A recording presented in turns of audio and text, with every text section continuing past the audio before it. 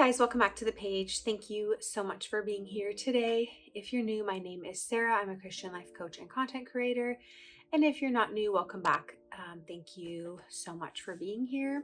So I actually just finished filming a get ready with me video, which is really funny to me because I have not done a get ready with me video before. But it actually had been requested a few times and I was actually getting ready to make a video. So I was like, why don't I just do a get ready with me video?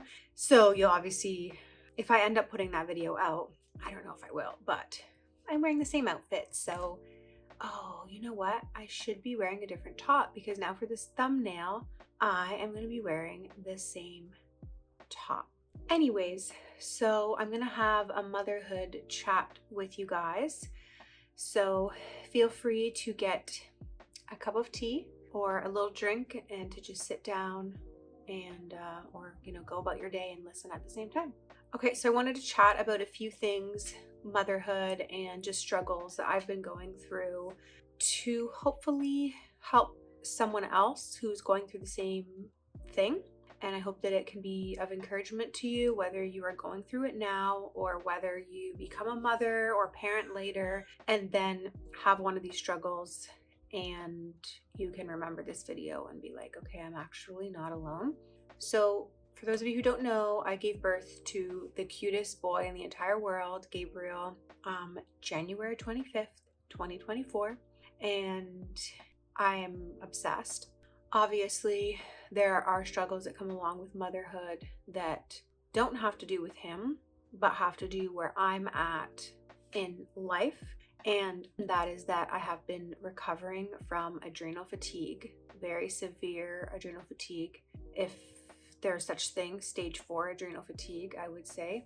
It started in 2022, June, right when I turned 30. And I was bedridden for quite a long time, and then I got pregnant during that time and gave birth during that time and have been, did the newborn stage, everything. He just turned 9 months old. I live in Vancouver, Canada with my husband, Adam. Neither of us have family living here. So before I had Gabriel, I felt like I was barely able to function or even run a household. I was like, I need to move back to be where my family is, or I need like a full-time someone living in my house helping me with things.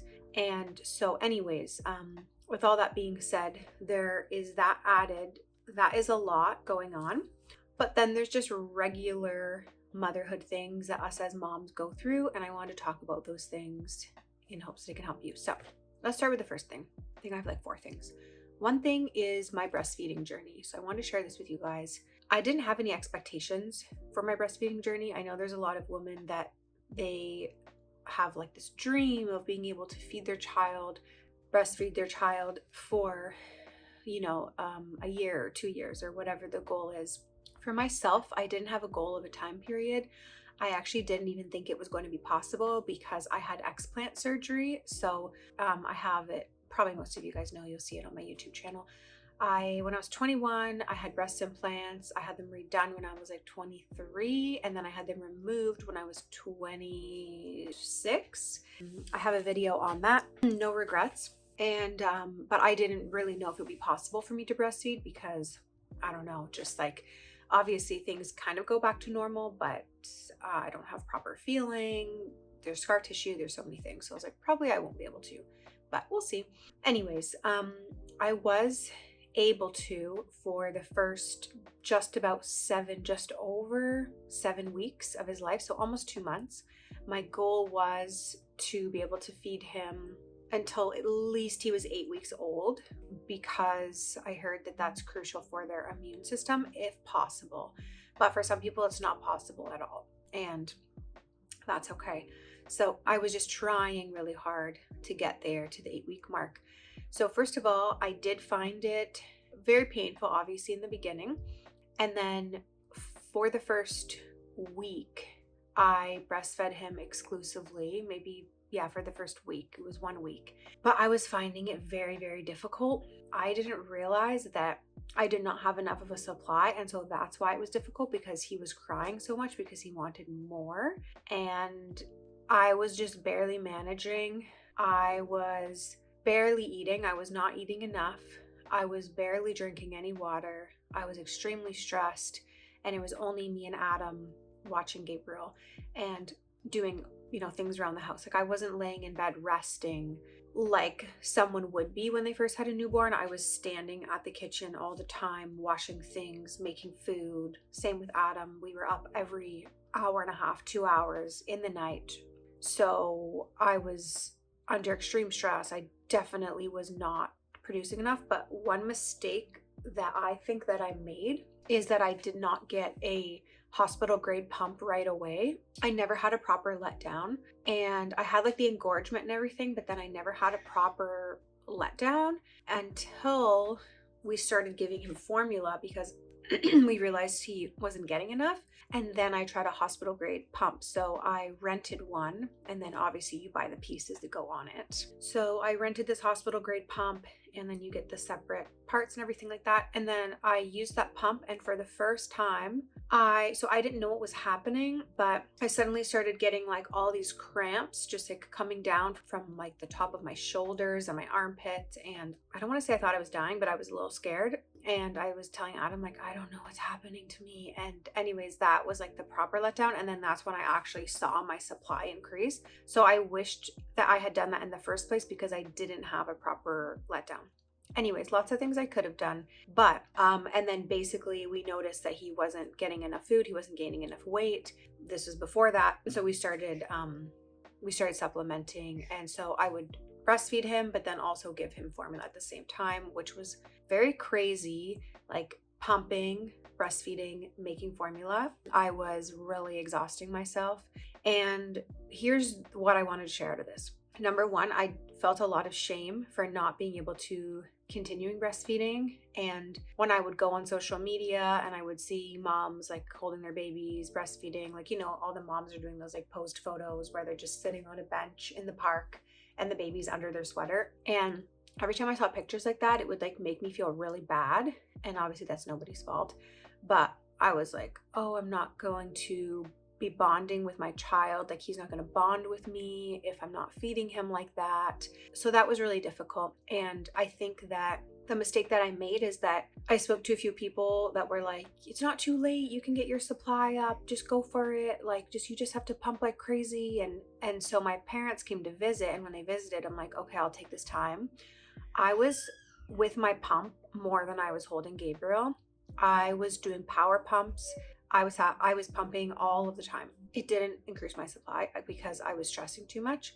And actually, what I noticed is that I saw a lactation consultant just around the time that we started giving him formula. And she suggested that I actually get more sleep at night. So she was like, instead of you sleeping for like 2 hours at a time, try to get like a 5-6 hour stretch and have Adam give him a bottle. And that could potentially help your supply more than pumping in the night, because I was pumping in the middle of the night, which apparently is the best time to pump. I think it's like 3 a.m. or 4 a.m. I'm not sure. And after I did that, because I would sleep for a stretch in the night of like 5 hours, let's say, and then let's say there's 2 hours of like one me getting ready, one me getting up.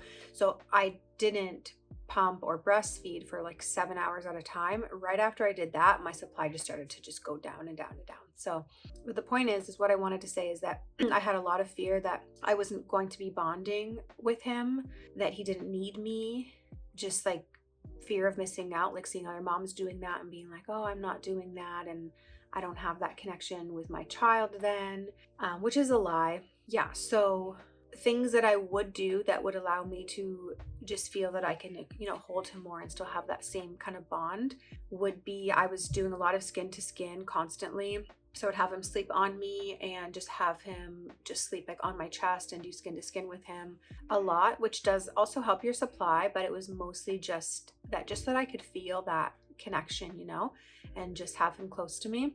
And then when I would feed him with a bottle, I would just like hold him the same way. So I would just hold him like on my chest and put the bottle here, or newborns, how they sleep like this, or I would put the bottle here and I'd have him laying like this on me.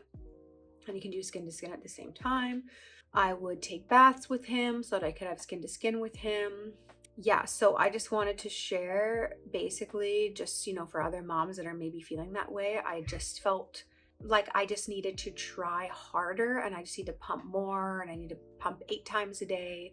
And, moms who have been there, you know how crazy it is. Like, how are you supposed to pump that many times a day and breastfeed your child and, take care of your child and do the household and blah, blah, blah, and then you have no family around? So I was actually like making myself unwell by doing that. So yeah, I just wanted to share that with you. Yes, it can be hard. Breastfeeding can be difficult. There is a certain perseverance. Like, I think in the beginning, just like the pain of latching, that's like the perseverance to persevere through. But if you've tried absolutely everything, and my lactation consultant said to me, if you're starting to hate your pump, like you see your pump and you're getting annoyed with your pump, then just go to formula fully. I wasn't hating my pump. I actually liked my pump, but I felt like I was spending more time with it sometimes than holding Gabriel, and that really bothered me because, as you know, you have the pump on and it's very hard to hold your child at the same time as the pump. So that's a really real struggle, I know, for a lot of moms. But I do think that the enemy just rides in on that and tells you like, oh, you're not bonding with your child, they don't need you, blah, blah, blah. And it's just not true. Also, if I were to recommend a formula as of right now, I just want to say that we have been using HIP now it's stage 2, but HIP goat.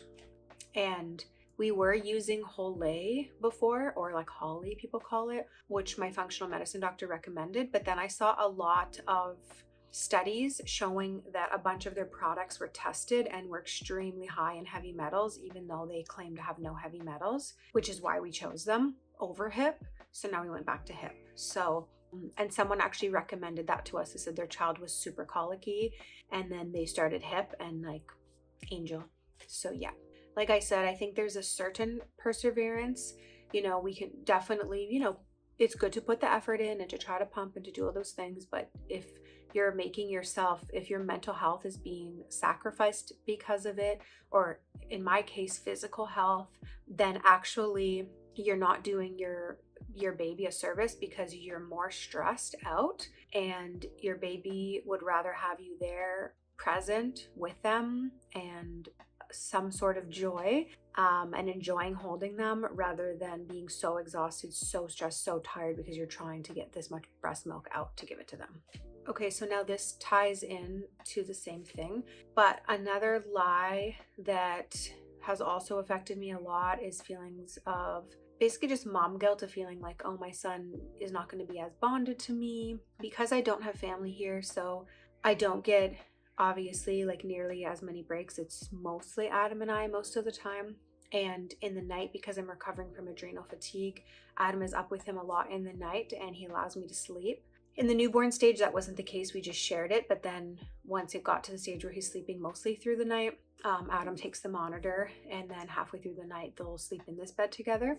And there is just a lot of like fear of, oh, he's not going to be as bonded to me because he's up with dad in the night, and maybe he's wondering where mom is and different things like that. And I just wanted to share that and kind of normalize it, because I think a lot of moms have that fear, or feeling like because your child's not at the age where they say your name or cuddle with you or hug you or do things like that. He's 9 months old. Obviously he's starting to get there, but there's that stage where like they're not looking at you and going like, mama, and trying to hug you and cuddle with you. And so for me, this fear would come in my mind of like, I'm no different than anyone else. Like, he wouldn't notice if I was there. Anyone else could just come in and take care of him, and he wouldn't know that his mom's not there. And which I know is a lie of the enemy, but it is hard. It has still been hard for me to wrap my head around.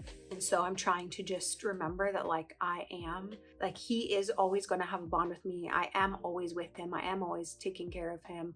He's naturally going to be bonded to me. And somebody said this the other day, actually at our small group, that one of our friends, whenever she'll have a thought and she'll say, whose voice is that? And that has stuck in my head, because if I think something negative, like, oh, maybe he's not going to bond to me, hey, whose voice is that? Because that is the enemy, or it's my flesh, but it's not the Holy Spirit. Would the Holy Spirit say that to me? Would the Holy Spirit say that to you? Something that some moms have said to me is that you are the perfect mom for your child. You already are everything they need because you are their mother. And I'm not going to be the mother to someone else's child, and someone else is not going to be the mother to my child. Gabriel needs me, I am his mother, and your children need you. You are their mother. The next thing is being realistic about getting help from people if you need it, and being honest about having help. So, like I said, don't have family in town. We do have a mother's helper. So this has honestly been such a great investment. And I wanted to emphasize that we have had a mother's helper since Gabriel was maybe around a couple of weeks old. And something that was important to me about having a mother's helper was that, especially in the beginning stages, I wanted to be the one that was with my child, holding my child, taking care of my child. But I wanted help with the things that I needed help with, like doing the dishes, cooking food, doing laundry, cleaning up the house, or briefly holding the baby while I go and take a shower, or different things like that. So as Gabriel got older, then I started to feel more comfortable with, like, okay, you can watch him for a little bit. And not that I didn't trust, I did trust. It was more that I want to be the one that's spending all the time with Gabriel. And if other things can be done around the house, then I would rather I hold my child and somebody else can help with things around the house. And then as he's gotten a little bit older and he wants to play and he wants to have fun, then I feel more comfortable having him have a little bit more freedom by, going and playing in the playpen with the mother's helper, while I go and do things for business, let's say. And so it started off by her coming once a week, and now it just changed. And then it went to twice a week after, I don't know how many months, maybe 4 months or something like that.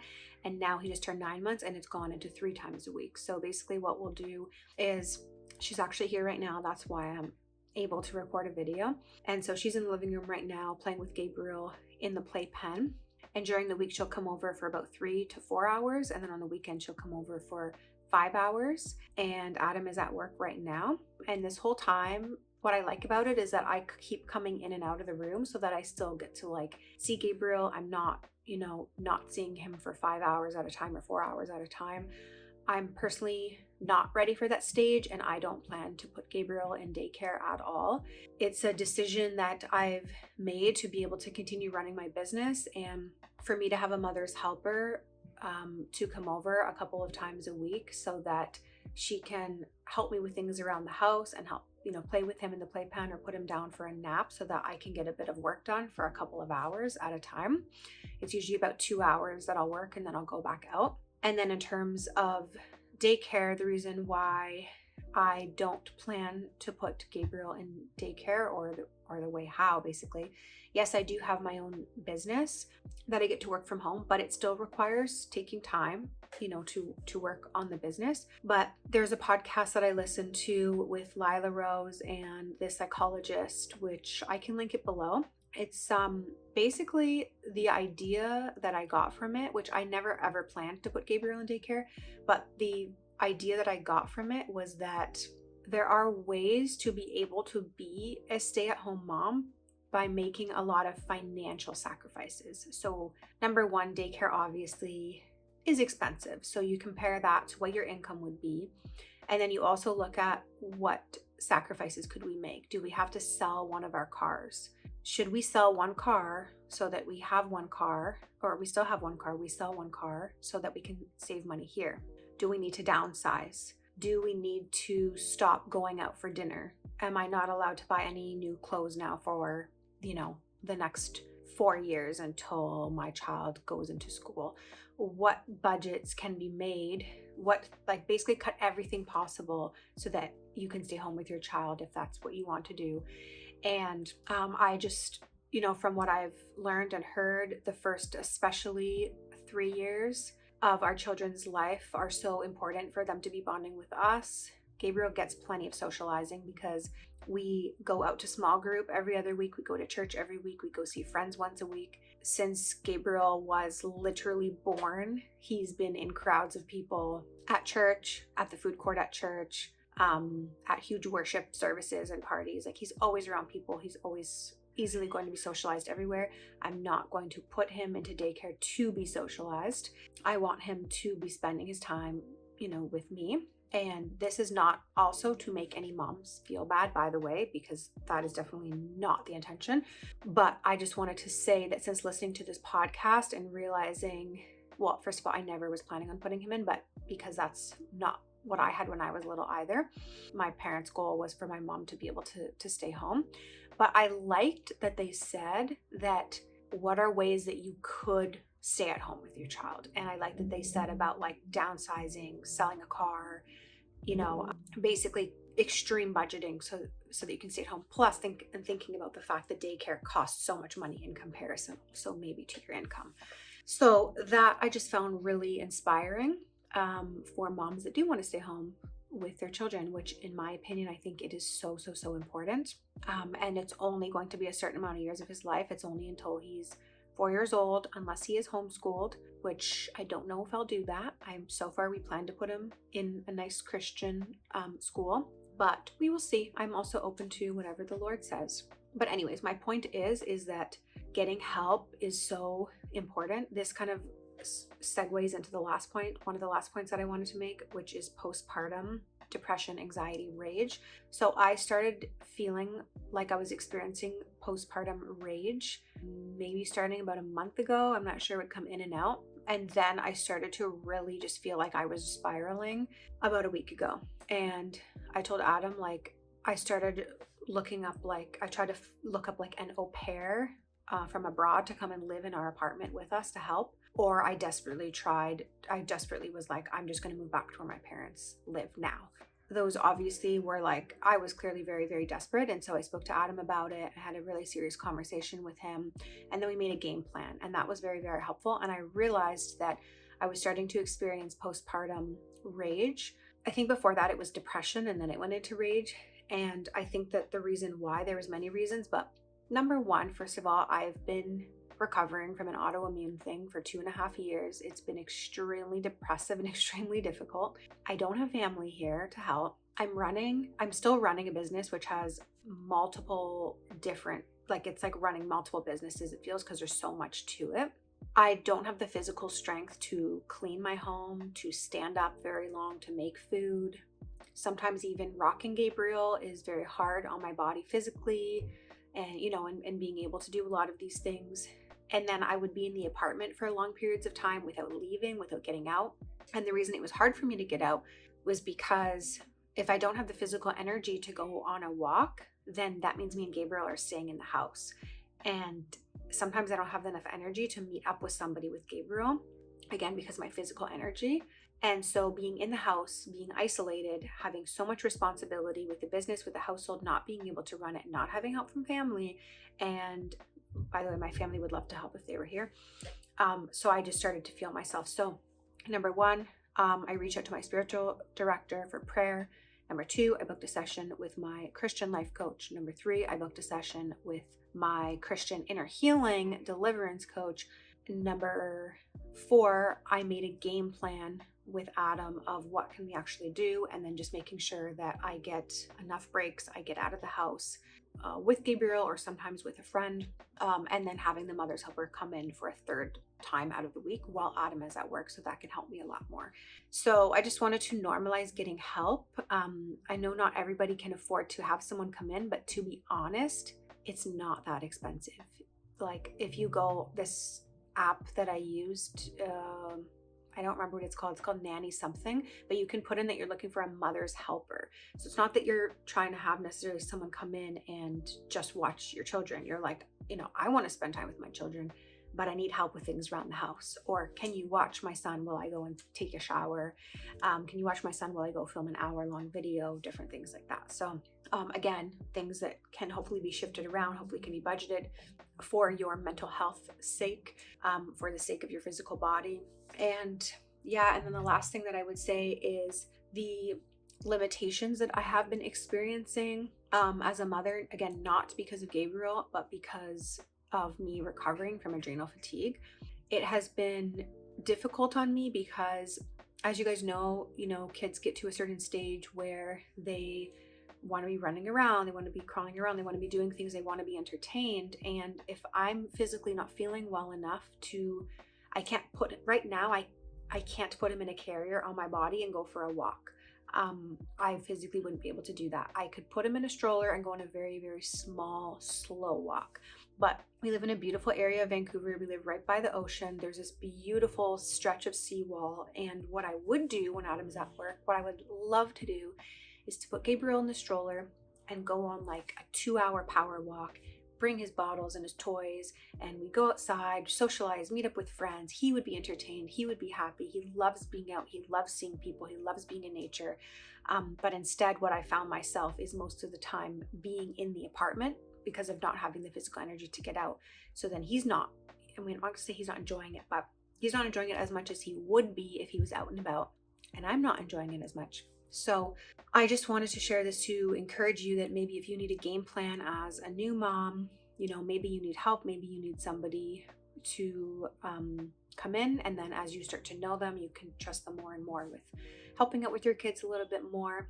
Maybe you need a game plan of once a week you have a friend come over and watch your children while you and your husband go on a date night. Maybe you need to have an arrangement with your husband where once a week you meet up with a friend, and once a week or every week you go to church together, for example. Maybe you need to join a small group.